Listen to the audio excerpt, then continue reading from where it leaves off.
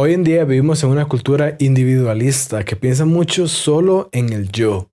Pensamos que en cierto sentido somos el centro del universo y que todo gira alrededor mío.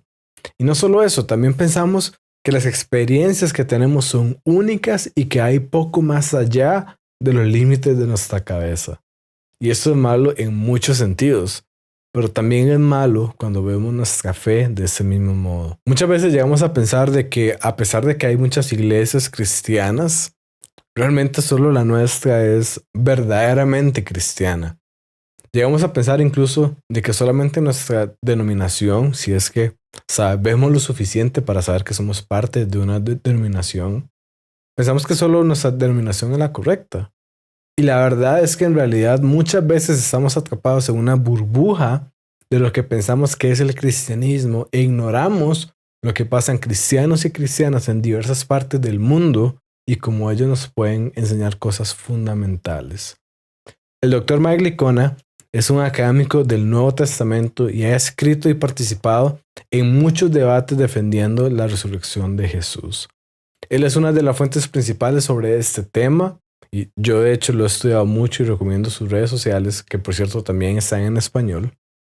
Y justamente él hace poco publicó un video que vale la pena discutir. Este video no era un nuevo argumento a favor de la resurrección de Jesús o una de las tantas respuestas a las objeciones que podemos encontrar, sino que era un comentario que él tuvo después de compartir con hermanos y hermanas de Pakistán.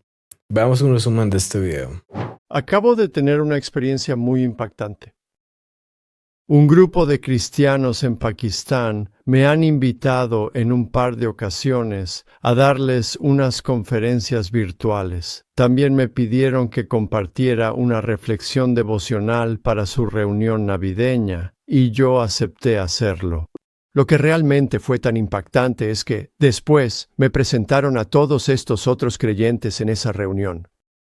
Un eximán, un imán musulmán, que hace varios años dejó el Islam y se convirtió en seguidor de Jesús. Fue torturado como consecuencia de ello, y él dijo: ellos podrían meterme en una picadora de carne y no voy a negar a Cristo. Me presentaron a un joven padre cuya hija fue secuestrada por musulmanes hace 11 meses y llevada a algún lugar donde ni siquiera saben dónde está. Así que él se pregunta por su hija pequeña, sobre cómo la están tratando, y no tiene idea de dónde está. Me presentaron a una mujer cuyo esposo fue arrestado hace 3 años por cargos de blasfemia y cuya comparecencia ante la corte ha sido pospuesta hasta enero, pero ahí está sufriendo en una prisión pakistaní desde hace 3 años por cargos de blasfemia contra el Islam. Y me dicen que las nuevas leyes están facilitando cada vez más acusar a los cristianos de blasfemia en Pakistán. Me presentaron a 6 mujeres cristianas pakistaníes que habían sido secuestradas por musulmanes y forzadas a la esclavitud sexual, pero que habían sido rescatadas y allí estaban cantando villancicos. Pero aún así, sabes que ellas tienen mucho trauma emocional con el que tendrán que luchar por el resto de sus vidas. Me presentaron a otros cristianos que provienen de un trasfondo musulmán y que se han convertido al cristianismo. Han sido rechazados por sus familias y ahora viven en peligro y están siendo apoyados, ayudados y protegidos por cristianos allá. Sorprendentemente, me pidieron que orara por todas estas personas. Y es como, ¿por qué me piden a mí que ore por ellos? Sentía que ni siquiera soy digno de tener comunión con ustedes. ¿Qué puedes decirle a este tipo de personas? Son héroes, están viviendo la vida cristiana y sé que no solo los cristianos pakistaníes viven así. Hay personas en todo el mundo, cristianos, seguidores de Jesús, que están sufriendo de esta manera por el nombre de Jesús. Aquí en Occidente lo tenemos tan fácil y cedemos tan fácilmente al pensamiento de izquierda, porque tenemos miedo de ser ridiculizados, miedo de ser señalados, y sin embargo estas personas están defendiendo a Cristo. Me siento conmovido ante esto y no sé qué decir, solo quería compartir mi experiencia.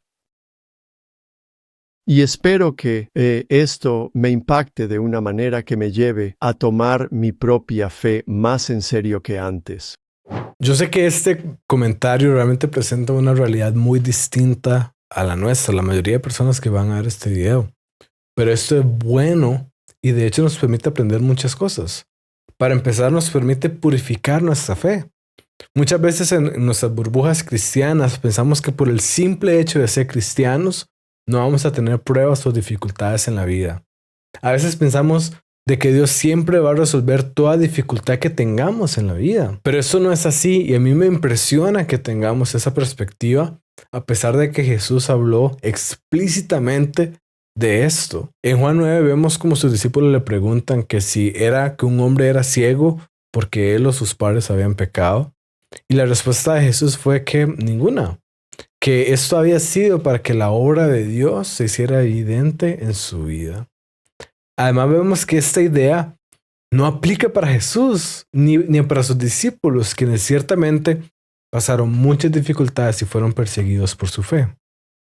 Y como por si todo esto fuera poco, el hecho de que hoy en día hay cristianos en ese tipo de situaciones nos permite saber de que una enseñanza que nos promete que no vamos a tener dificultades sencillamente no es una enseñanza cristiana. Lo que Jesús prometió no era que no íbamos a tener dificultades.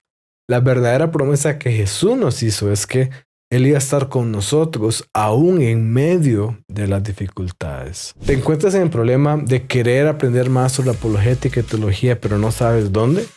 Bueno, yo diseñé una lista pensada para que no pierdas tu tiempo adivinando. Solamente entra a diegofallas.com/recomendados y encontrar libros ordenados por tema que han sido vetados para que evites entrar a cualquier lugar con teología dudosa.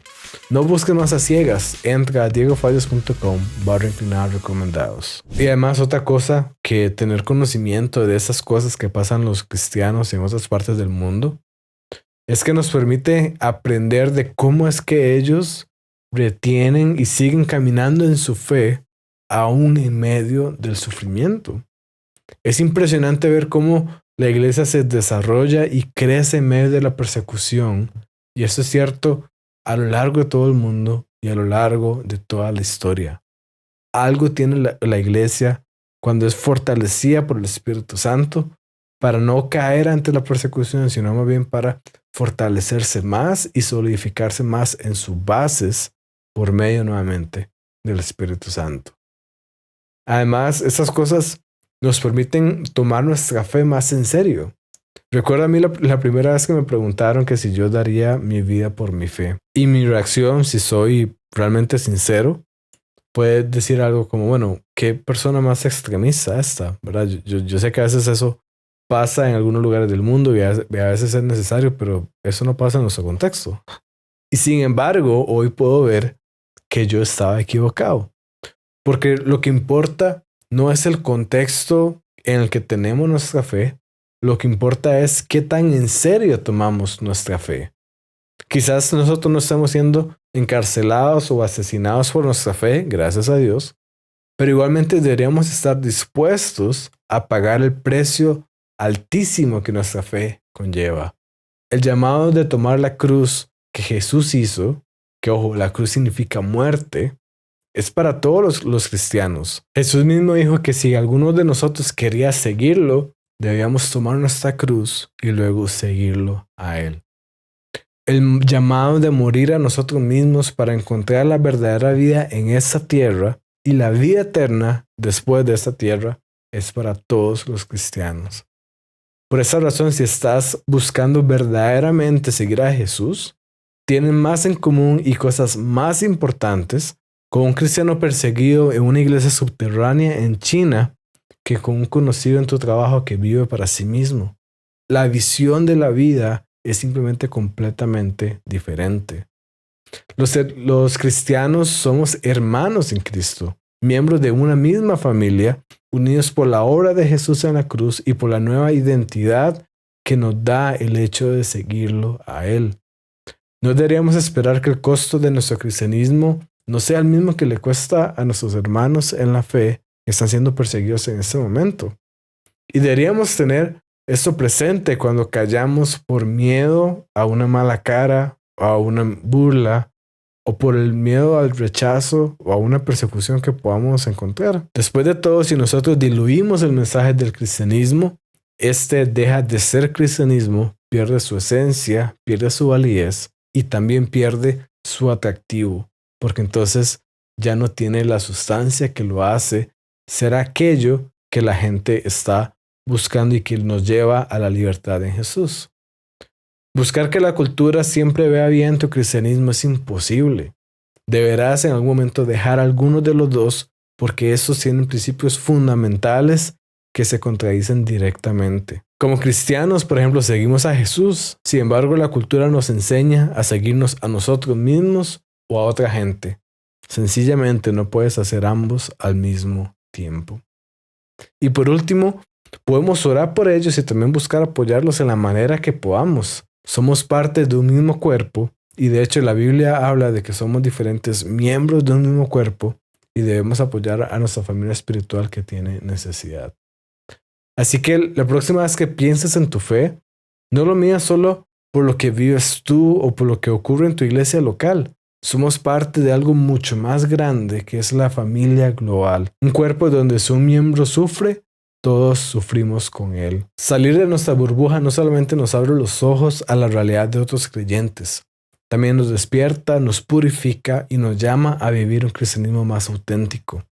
Un cristianismo que no busca comodidad, sino fidelidad. Un cristianismo que no se adapta a la cultura, sino que se entrega a Cristo y por Cristo. Seguir a Jesús siempre ha tenido un precio y también una recompensa eterna. La pregunta no es si vas a enfrentar oposición por seguir a Jesús. La pregunta es si estarás dispuesto a cargar con tu cruz y seguir a Jesús. ¿Qué te pareció el video? Estuvo bueno, ¿verdad? Suscríbete y activa las notificaciones para que no te pierdas de otros videos como este.